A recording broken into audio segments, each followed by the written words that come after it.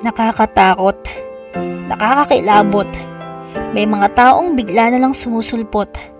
Mga taong nagiging dahilan para mundo natin ay patuloy na umikot. Nakakatakot, nakakakilabot dahil hindi natin alam kung hanggang kailan at hanggang saan sila aabot. At ang kanilang pagkawala ay maaaring magdulot ng matinding lungkot.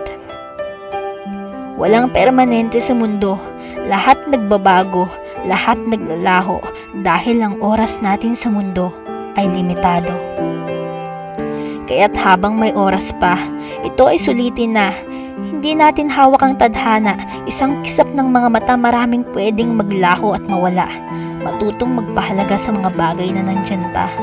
Hindi sa lahat ng oras ay nandyan sila para samahan ka.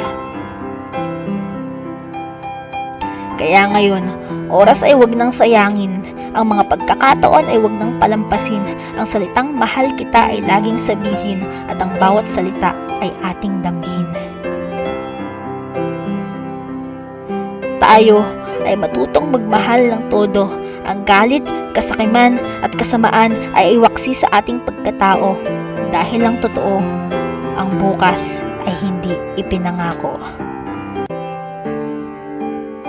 Sa ating mundong ginagalawan, tayo ay mga dayuhan lang. Hindi ito ang ating tahanan. Tayo ay may sariling tahanan na sa pagdating ng panahon ay kailangan nating balikan.